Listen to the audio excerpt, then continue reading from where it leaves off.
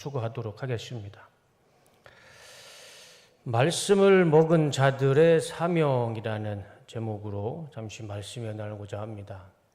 지난주에 9장의 말씀을 우리 요한계시록 말씀을 보았는데 9장의 말씀을 다시 한번 상기해 보면 다섯 번째 천사가 나팔을 불었을 때 땅으로 별 하나가 떨어졌습니다. 한번 기억을 한번 되새겨 보시면 그때 그 별이 이제 무저갱의 열쇠를 받아요. 그 별이 무저갱의 문을 열었더니 그 구멍에서 연기가 올라와서 이제 해를 어둡게 하죠. 그리고 그 땅에 떨어진 별은 우리가 사탄으로 지난주에 제가 말씀을 드렸습니다. 그것이 가장 타당할 것이고, 이 무저갱은 뭐였을까? 무저갱은 그 단어 자체에 깊이를 알 수 없는 그런 의미가 있어요. 무저갱 자체가. 그래서 그것은 지옥을 우리는 예상할 수가 있죠. 그래서 사탄이 무저갱의 문을 열자 전갈의 권세를 받은 황충이 올라왔습니다. 머리는 길고 이빨은 사자 같고 굉장히 회개망측한 아마 그림을 제가 보여드렸는데, 그 황충이 올라와서 무슨 일을 하냐면 사람들을 해치기 시작했습니다. 근데 그 대상이 딱 정해져 있어요. 어떤 사람만 해쳤냐면 이마에 하나님의 인이 없는 사람들. 그러니까 성도들은 손끝 하나 건들 수가 없고, 성도가 아닌 사람들이 이 황충이 올라와서 이제 괴롭히죠. 그래서 우리가 이 말씀을 생각해 보면 우리가 성도로서 세상을 살면서 이 세상을 두려워하거나 이 어둠의 존재, 귀신을 무서워하거나 두려워할 이유가 하나도 없는 것 같습니다. 하나님의 인이 있는 사람, 예수 그리스도의 보혈의 이 증거가 있는 사람들은 함부로 건들 수가 없어요.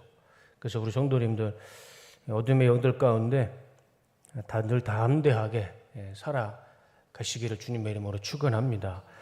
그리고 나서 이제 여섯 번째 천사가 나팔을 부는데 이제 두 번째 화가 나타나죠.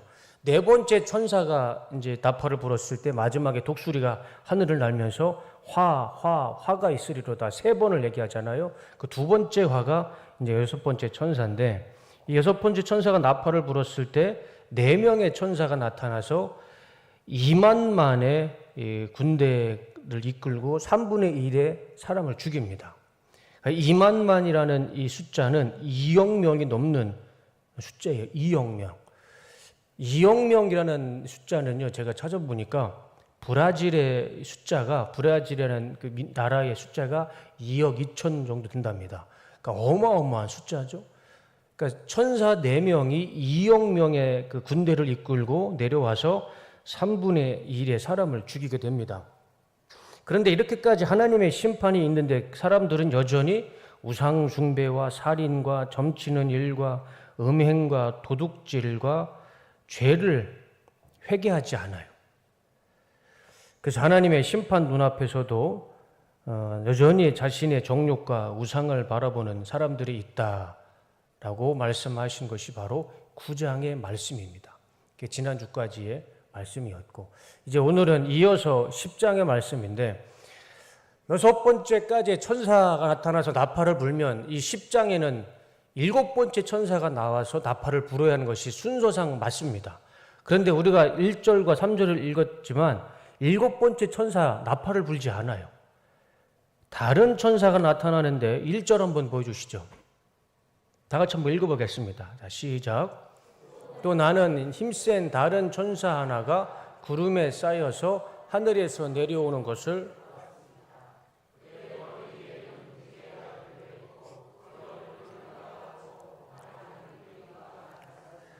자, 1절 말씀에 순서상은 일곱 번째 천사가 나타나서 나팔을 불러야 하는 게 맞아요. 그런데 일곱 번째 천사가 아니고 이상한 힘센 다른 천사가 나타납니다. 힘센 다른 천사. 이 힘센이라는 단어의 의미가 있는데 그건 제가 나중에 말씀을 드리겠습니다. 그런데 이 천사 말씀 다시 한번 보여줘 보세요. 1절 말씀. 이 힘센 다른 천사를 아주 자세하게 묘사를 해줍니다. 보세요. 그의 머리 위에는 무지개가 둘러 있어요. 한번 상상으로 그려보세요. 천사입니다. 천사인데 머리에는 무지개가 둘러 있어요. 그리고 그 얼굴은 해와 같고 해처럼 밝고 발은 불기둥처럼 불이 타고 있어요. 그리고 2절에 또 2절 말씀을 보여주시면 그의 손에 작은 두루마리 하나를 펴서 들고 있습니다. 작은 두루마리. 그리고 오른발은 바다에 디디고 있고 왼발은 땅을 디디고 있어요. 그래서 마치 사자가 울부짖듯이 큰 소리로 부르짖었습니다. 그가 부르짖으니 7 천둥이 각각 제 소리를 내면서 말하였습니다. 말을 하는데 그 소리가 천둥 소리 같아요. 자, 한번 내려주세요. 그림이 그려지시나요? 얼굴은 해와 같고 발은 불기둥 같고 머리에는 무지개가 띄워져 있고 오른발은 바다, 왼발은 땅, 그리고 말을 할 때 천둥 소리가 들려요. 이것을 상상을 해서 그린 그림이 있더라고요, 또. 그리고 또 저는 그것을 친절하게 가지고 와봤습니다. 한번 보여줘 보세요. 네. 대략 저 범위에서 크게 벗어나지는 않을 것 같습니다. 그렇죠? 머리에는 무지개가 있고 얼굴은 해양처럼 밝고 다리는 불이 붙어 있고 다리 오른쪽은 육지, 아니 바다, 왼쪽은 땅. 네. 내려주세요. 나중에 우리가 나중에는 알겠죠? 네. 저 그림이 사실인지 아닌지는 나중에 다 확인이 가능할 것 같습니다. 근데 제가 왜 저 사진을 보여드렸냐면 이 구절이 되게 애매한 구절이라서 이렇게 일부러 사진을 보여드렸습니다. 천사인 것 같은데 말씀을 읽어보면 천사라기보다는 예수님인 것 같기도 하고 예수님이라고 하기에는 성경에는 천사라고 힘센 천사라고 아예 명제를 달아놨고 되게 애매한 구절입니다. 그래서 이 10장 1, 2, 3절을 이 주석한 책들이 다 달라요. 그러니까 자기의 기준으로 다 주석을 하기 때문에 어떤 사람은 천사다, 어떤 사람은 예수님이다. 각각 다릅니다. 성경에 예수님을 천사로 묘사한 구절이 있을까요? 없을까요? 없습니다. 예수님을 천사로 묘사하면 그건 신성모독이죠. 예수님이 천사를 만드셨는데 어떻게 예수님을 천사로 비교할 수 있겠습니까? 그건 말이 안 돼요. 그래서 이것 때문에 이것은 이 구절은 천사가 맞다.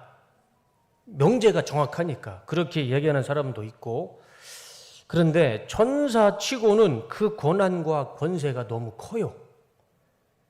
이거는 천사가 가질 수 있는 권세입니다. 예를 들자면 1절에 힘센 다른 천사라고 했을 때 이 힘센이라는 단어가 이스키로스라는 헬라어인데요. 그 뜻이 강력한, 능력 있는 또는 국가의 권력의 의미가 있습니다. 천사가 아무리 권력이 있더라도 국가의 권력을 줄 수 있을까요? 모든 통치와 다스림의 권세는 누가 가지고 있습니까? 우리 하나님이죠. 예수님이죠. 천사가 가지고 있지는 않아요. 그러니까 천사가 가지고 있기에는 너무 범위가 벗어난 것입니다. 이 단어, 힘센이라는 단어부터. 그리고 머리 위에 무지개가 있는데 이 무지개는 하나님의 언약의 말씀이죠. 언제 언약의 말씀이었습니까? 노아의 방주. 노아 때 하나님이 물로 심판하시고 내가 다시는 사람들에게 물로 심판하지 않겠다. 그래서 약속해 주신 것이 이 무지개입니다. 이건 하나님의 언약의 말씀이에요. 그리고 이 에스겔 1장 28절에 보면 에스겔이 하나님을 처음으로 만났을 때 그때 하나님의 형상을 이렇게 표현합니다. 그 사방 광채의 모양은 비 오는 날 구름에 있는 무지개 같으니 하나님의 광채를 무지개라고 표현합니다. 이는 여호와의 영광의 형상의 모양이라 내가 보고 엎드려 말씀하시는 이의 음성을 들으니라. 에스겔이 하나님의 형상을 보고 뭘로 묘사를 했냐면 무지개로 묘사를 합니다. 요한계시록 4장 3절 제가 한번 말씀을 드렸는데 말씀이 없죠? 네, 놔두세요. 그러면 4장 3절에 보면 요한이 처음으로 하나님 보좌를 보고 그 보좌 주변에 뭐가 있었냐면 무지개를 봐요. 그게 4장 3절에 나옵니다. 그러니까 이 무지개는 하나님의 광채, 하나님의 영광, 하나님의 보좌에 나타나는 것이 무지개예요. 천사 머리에 무지개가 걸려 있을 수가 없어요. 이 무지개는 하나님의 광채, 영광, 권세의 상징이기 때문에 천사가 머리를 둘 수가 없죠. 그러니까 애매하다는 거예요. 천사이기도 한데 천사가 갖기에 너무 이게 범위가 벗어난 것이죠. 그리고 얼굴은 해와 같고 발은 불기둥 같다. 그 어디에도 천사를 이렇게 웅장하게 묘사한 구절은 없습니다. 그리고 2절 말씀에 작은 두루마리 하나를 펴서 들고 있었다. 이 두루마리 5장에 우리 계시록 5장에 이제 사도 요한이 하나님이 들고 있었던 이 두루마리를 보죠. 그때 요한이 울어요. 왜 울었을까요? 그 두루마리를 누구도 가질 수 없고 그 두루마리 누구도 펼 수가 없었어요. 그러니까 사도 요한이 너무 안타까운 나머지 말씀을 보시면 5장 말씀을 제가 말씀드렸죠. 사도 요한이 그 두루마리를 보고 눈물을 흘립니다. 그럴 때 누가 나타나냐면 어린 양 예수님이 나타나서 그 두루마리를 하나님 오른손에서 받아서 그 7개의 인을 하나씩 떼면서 9장까지의 말씀이 그 인을 떼면서 하신 말씀이었잖아요. 자, 그러면 이 두루마리는 예수님, 어린 양 예수님 외에는 이 두루마리를 취할 수도 없고 펼 수도 없어요. 그런데 오늘 말씀을 보니까 이 작은 두루마리를 손에 쥐고 펴고 있어요. 천사가. 그러니까 말이 안 되잖아요. 그죠? 완전히 내용이 상충됩니다. 5장과 이 오늘 10장의 말씀은 완전히 상충이 돼요. 그러다 보니까 이게 진짜 천사인지 아니면 예수님을 상징하는지 이게 조금 헷갈리는 부분이 있다는 것이죠. 그리고 오른발은 바다를 디디고 왼발로는 땅을 디디고 이거는 천사가 할 수 있는 능력이 아닙니다. 그래서 모든 정황을 보았을 때 그러니까 저도 개인적으로 이제 설교를 해야 되니까 생각해 봤어요. 이게 과연 천사가 할 수 있는 능력일까? 아무리 생각해도 천사가 이걸 한다는 것은 이거는 신성모독인 것 같습니다. 이거는 예수님만이 할 수 있는 능력과 권세예요. 근데 사도 요한이 이 힘센 천사를 왜 기록했을까? 이제 거기서부터 이제 조금 이제 의문이 드는데 어찌됐든 천사가 됐든 예수님이 됐든 중요한 것은 그 천사가 예수님과 같은 이 천사가 이렇게 말씀을 한다는 것이죠. 6절과 7절 말씀. 때가 얼마 남지 않았다. 7째 천사가 불려고 하는 나팔 소리가 나는 날에는 하나님께서 하나님의 종 예언자들에게 전하여 주신 대로 하나님의 비밀이 이루어질 것이다. 천사인지 예수님인지 정확하게 분별이 안 되는 그분이 때가 얼마 남지 않았다라고 이 사도 요한에게 말씀을 합니다. 저 때는 어떤 때일까요? 심판의 때이겠죠. 심판의 때가 얼마 남지 않았다. 그리고 7째 천사가 부는 날에는 하나님의 종 예언자들이 전해준 하나님의 비밀이 이루어질 것이다. 한 번 더 강조해요. 그리고 11장에 7번째 천사가 나타납니다. 그러니까 10장의 말씀은 하나님의 마지막 7번째 천사의 그 나타남을 한 번 더 강조하는 장이에요. 그런데 저 하나님의 비밀이 이루어질 것이다 라고 했는데 하나님의 때는 우리가 알아요. 근데 하나님의 비밀은 무엇일까요? 하나님의 내려주세요. 하나님의 비밀이 이루어진다라고 말씀을 하셨죠. 이 하나님의 비밀은 두 가지를 생각해 볼 수 있습니다. 구약 성경에서 예언자들을 통해 말씀하시는 하나님의 비밀이 있고 신약 성경에 예수님과 제자들과 사도들을 통해서 말씀하신 비밀이 있어요. 두 가지 비밀밖에 없죠. 우리에게 주신 하나님의 비밀은 구약 성경과 신약 성경. 그런데 구약 성경에 하나님이 예언자를 통해서 주신 비밀은 그것이 무엇일까요? 구약 성경이 한 분을 지목하십니다. 그분이 누구일까요? 예수님이죠, 예수님. 구약 성경은 예수님의 오심을 예언하는 책이고 예수님의 오시는 비밀을 기록한 책이 구약 성경입니다. 그 비밀이, 그 예언이 다 이루어졌죠. 예수님 이 땅에 오셨습니다. 이미 2000년 전에 구약의 예언과 비밀은 다 드러났어요. 다 예언이 다 드러났습니다. 성취됐어요. 그런데 이 신약 성경에서 예수님과 제자들을 통해서 주신 이 예수님 하나님의 비밀, 예수님의 다시 오심, 심판, 그리고 구원, 이거 이루어졌습니까? 이루어지지 않았습니까? 아직 이루어지지 않았죠.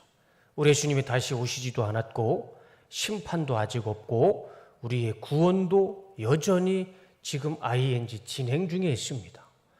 그러면 여기서 이 천사와 같고 예수님과 같은 이 말씀이 하나님의 비밀이 이루어질 것이다. 7번째 천사가 나팔을 불었을 때 이 하나님의 비밀이 이루어질 것이다 라고 했을 때 이 하나님의 비밀은 무엇일까요? 구약의 말씀일까요? 신약의 말씀일까요? 저는 신약의 말씀이라 생각을 합니다. 예수님께서 말씀해 주신 다시 오심, 그리고 심판, 구원, 그것이 이루어질 것이다. 또 사실 맞잖아요. 7번째 천사가 불었을 때 마지막 예수님께서 이 땅에 오실 때 이루어지는 것은 우리의 구원이고 세상의 심판이고 그리고 또 이 구원이 그날 이루어질 것입니다. 그래서 이 하나님의 비밀은 구약 성경의 비밀이라기보다는 이 신약 성경에 아직 이루어지지 않은 예언의 말씀들이 이루어지는 그것을 말씀하지 않나 뭐 그렇게 생각해 볼 수가 있을 것 같습니다. 그리고 이어서 8절과 9절 말씀을 보면 이제 사도 요한에게 하늘로부터 이제 음성이 하나 들립니다. 너는 가서 바다와 땅을 밟고 서 있는 그 천사, 힘센 천사, 천사인 것 같기도 하고 예수님 것 같은 그 천사에게 손에 펴 있는 작은 두루마리를 받아라. 작은 두루마리. 두루마리지만 원래는 책입니다. 비블리온이라는 단어로 책이에요, 책. 그래서 내가 그 천사에게로 가서 그 작은 두루마리 책을 달라고 하니 그는 나에게 말하기를 이것을 받아 먹어라. 이것은 너의 배에는 쓰겠지만 너의 입에는 꿀같이 달 것이다 하였습니다. 이것을 받아 먹으라 할 때 이것은 하나님의 말씀이죠. 이것은 천사가 할 수 있는 권한도 아니에요, 사실.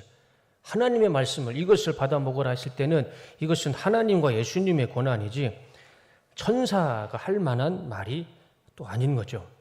그리고 이것을 받아 먹으라 했을 때 이 먹으라는 단어는 카테스디오라는 이 단어인데 명령법입니다. 명령하는 단어예요. 그 뜻은 삼켜버리다, 완전히 소화하다는 의미가 있어요. 그러니까 이 천사는 요한에게 강하게 명령을 하는 겁니다. 이것을 받아서 먹어라. 이것을 받아서 완전히 삼키고 소화해라. 네 것으로 만들어라. 이것을 완전히 이해하라라는 그렇게 말씀으로 우리가 생각해 볼 수가 있습니다. 그런데 그 다음에 하는 말씀을 우리는 주목해야 됩니다. 9절 말씀을 보시면 이것을 받아 먹어라.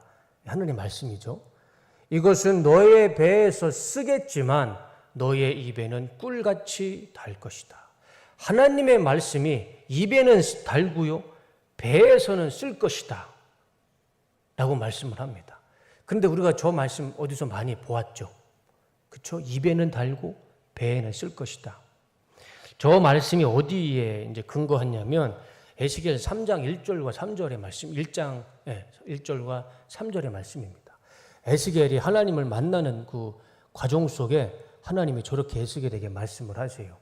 그가 또 나에게 말씀하셨다. 사람아, 너에게 보여주는 것을 받아 먹어라. 너는 이 두루마리를 먹고 가서 이스라엘 족속에게 알려주어라.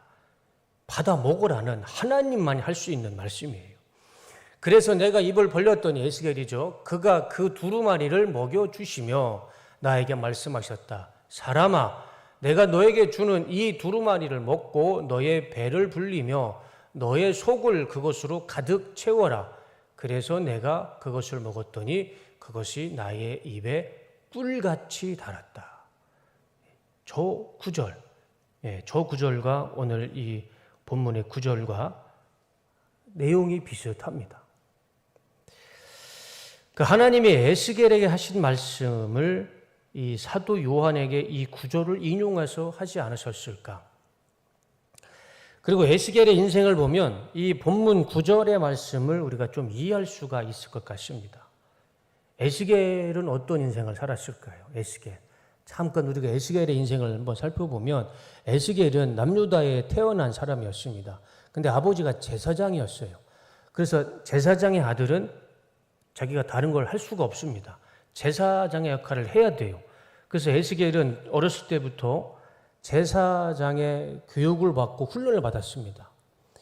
그랬는데 남유다가 어떤 일이 당하죠? 바벨론에 의해서 나라가 망하게 됩니다. 그래서 포로로 잡혀가요.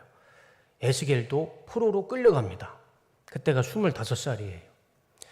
포로로 끌려가서 이제 고역을 하다가 아내가 있었는데 아내가 죽어요. 그건 뭐 제 이야기가 아니고 성경에 다 나오는 이야기죠. 근데 하나님은 그 아내가 죽은 그 슬픔을 보시고 애도하지 말라고 그래요. 장례를 치르지 말라고 그럽니다. 그 이유가 그거예요. 이 에스겔의 아내가 죽은 것을 예루살렘 멸망의 표징으로 삼으라고 하십니다.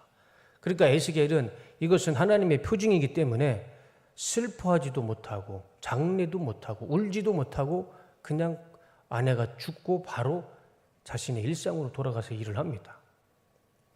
그리고 5년 후에 에스겔이 30세가 됐을 때 그발 강가에서 하나님의 환상을 보게 돼요. 그게 에스겔 1장부터의 말씀입니다. 그리고 그때 30살에 에스겔은 예언자로 부르심을 받아요. 그리고 3장 우리가 다시 한번 다음 그리고 하나님이 그 에스겔에게 말씀을 주면서 이렇게 고백이 나온 거예요. 두루마리를 먹여주시니 그 두루마리가 내 입에서 꿀과 같이 달았다. 하나님 앞에 사명을 받은 자가 받았을 때 에스겔의 고백입니다. 그렇게 하나님 앞에 꿀과 같은 예언의 말씀을 받았어요. 그때는 참 좋았겠죠. 정말 입에 꿀처럼 달았겠죠. 근데 그 말씀을 전했을 때는 어땠을까요? 그 꿀과 같은 말씀이요. 무슨 말씀이었냐면 예루살렘이 망할 것이다. 너희들은 죄를 회개하라. 그렇게 하나님의 말씀을 전하는데 누가 에스겔을 좋아하겠습니까? 그러니까 하나님의 말씀을 받았을 때는 정말 하나님의 말씀 그 은혜가 얼마나 내 안에 충만하고 입에서는 달겠습니까? 그런데 그 말씀을 전했을 때는 내 뱃속에 쓴처럼 완전히 상충되는 것이죠. 그래서 이 하나님의 말씀을 전했을 때 수많은 환난과 핍박을 겪게 되죠. 이것이 에스겔의 생애였습니다. 이 에스겔의 인생을 참고해서 말씀을 보면 입에는 쓰지만 배에서는 쓸 것이다. 이것이 사도 요한에게 주시는 말씀인데 사도 요한도요 이 말씀처럼 살아갑니다. 사도 요한이 지금 하나님 말씀을 받았을 때 이 두루마리를 받았을 때 얼마나 자기 입에서는 꿀과 같은 단 말씀이었겠습니까? 근데 그 말씀을 받고 이 사도 요한이 말씀을 전했을 때 사도 요한은 핍박과 환난을 겪게 됩니다. 에스겔과 똑같은. 그래서 그것을 입에는 쓰지만 입에는 달지만 배에서는 쓸 것이다. 이건 이제 사도 요한의 인생의 미래에 대해서 말씀해 주시는 구절이 아닐까. 그래서 마지막 10절과 11절의 말씀을 보면 내가 천사의 손에서 조그마한 그 책을 가져다가 먹어보니 입안에서 꿀처럼 달았으나 에스겔과 똑같은 고백이죠. 그런데 뱃속에서는 썼습니다. 왜 썼을까요? 그 이유가 11절에 있어요. 그때 너는 많은 민족과 나라와 언어와 왕들에 대하여 다시 예언해야 된다. 그것을 이 말씀을 전해야 된다. 그러니 입에는 달았지만 뱃속에는 쓸 수밖에 없죠. 네, 말씀 드려주세요. 그래서 이렇게 말씀으로 요한계시록 10장의 말씀이 이제 끝이 납니다. 두 가지를 정리해 볼 수가 있을 것 같아요. 첫 번째, 이 힘센 천사, 정확하게 정체는 모르겠지만 천사 같기도 하고 예수님 같기도 한 이 힘센 천사를 통해 7번째 천사가 나팔을 불기 전에 한 번 더 강조해 주십니다. 7번째 천사가 불면 하나님의 비밀이 이루어질 것이다. 그런데 그 하나님의 비밀은 구약 성경의 비밀은 이미 다 이루어졌습니다. 예수님이 오시면서. 그리고 나머지 비밀, 아직 밝혀지지 않는 이 신약 성경의 비밀, 예수님의 다시 오심, 심판, 구원하심, 이 하나님의 비밀은 아직 이루어지지 않았습니다. 그것을 말씀이 주고 있고, 또 하나 말씀을 먹은 자의 사명은 내 배에서 쓸지라도 우리는 하나님의 말씀을 먹은 자는 지켜야 할 사명이 있다는 것이죠. 그것이 뭘까요? 말씀을 전하는 것입니다. 사도 요한처럼, 에스겔처럼. 이렇게 두 가지로 이 10장을 정리할 수가 있을 것 같습니다. 그런데 한 가지 우리가 주목해야 할 말씀은 첫 번째가 아닙니다. 하나님의 이 비밀, 언젠간 이루어지겠죠. 그리고 우리는 그거에 대해서 신경 쓸 일도 아닙니다. 하나님이 이미 말씀하셨고 계획하셨어요. 하나님의 때에 하나님이 오셔서 심판하실 겁니다. 그건 사람이 어떻게 통제할 수 없고 움직일 수가 없는 하나님의 절대적인 주권이죠. 하나님의 비밀은 하나님의 때에 하실 것이고, 우리가 주목해야 할 것은 두 번째입니다. 말씀을 먹은 자의 사명입니다. 말씀을 먹은 자. 저나 우리 성도님들 똑같이 우리는 하나님의 말씀을 먹은 자입니다. 그러면 이 하나님의 말씀을 먹은 자의 사명을 우리는 지켜야 됩니다. 그것이 오늘 마지막 11절의 말씀이죠. 다시 한번 보실까요? 너는 많은 민족과 나라와 언어와 왕들에 대하여 다시 예언해야 한다. 다시 전해야 된다. 이것이 하나님의 말씀을 받아 먹은 자의 사명이 되는 것이죠. 내려주세요. 이제 우리도 사도 요한처럼 하나님의 비밀을 알았고 세상의 종말을 알게 됐습니다. 이거는 거부할 수 없는 사실이죠. 이제 내 입에서 꿀처럼 단 이 말씀을 우리는 사도 요한처럼 전하며 살아가는 것이 하나님의 말씀을 먹은 자의 사명이라 믿습니다. 에스겔과 사도 요한처럼 환난과 핍박을 당해도 우리가 전해야 할 말씀이 있어요. 하나님의 다시 오심, 예수님의 다시 오심, 하나님의 비밀이 이루어지는 그날이 온다라는 것. 이 말씀을 우리도 전하며 살아갈 때 이것이 하나님의 말씀은 먹은 성도의 사명이고 삶이 되는 줄로 믿습니다. 그래서 우리 10절에 요한이 받은 이 작은 성경책, 이 두루마리를 우리는 성경책으로 생각해도 크게 틀리지 않을 것 같습니다. 작은 두루마리, 작은 책. 우리가 먼저 이 하나님의 말씀을 먹고 이 말씀을 전해야 할 것입니다. 그래서 그 과정 속에 입에서는 달지만 그 말씀을 전하는 과정 속에 내 배에서 쓴맛이 날 수도 있고 환난이 있고 고난이 있고 고통이 있을지라도 그래도 우리는 말씀을 먹은 성도들은 끝까지 해야 할 사명이 바로 그 말씀을, 비밀을 전하며 살아가는 것. 그것이 오늘 이 10장의 말씀을 통해서 우리가 적용하고 말씀을 묵상해야 할 하나님의 메시지가 아닌가, 또 그렇게 결론을 낼 수가 있을 것 같습니다. 때로는 우리가 복음을 전하는 것이 나를 피곤하게 하기도 하죠. 또 복음을 전하면서 내가 어렵기도 하고 환난도 있고 핍박도 있습니다. 그러나 우리가 이 사명에 순종하며 살아갈 때 우리는 하나님의 말씀을 먹은 성도로서, 사역자로서, 직분자로서 이 사명을 감당하는 삶을 살아가는 것이라 믿습니다. 디모데후서 4장 2절 말씀을 보면서 설교를 마치도록 하겠습니다. 우리 다 같이 한번 읽겠습니다. 시작. 그대는 말씀을 선포하십시오. 기회가 좋든지 나쁘든지 꾸준하게 힘쓰시오. 끝까지 참고 가르치면서 책망하고 경계하고 권면하십시오. 우리가 때가 좋든지 때가 나쁘든지 우리가 꾸준히 해야 할 것은 하나님 말씀을 증거하는 것입니다. 그 하나님의 말씀이 무엇인가? 오늘 10장에서 말씀하는 것.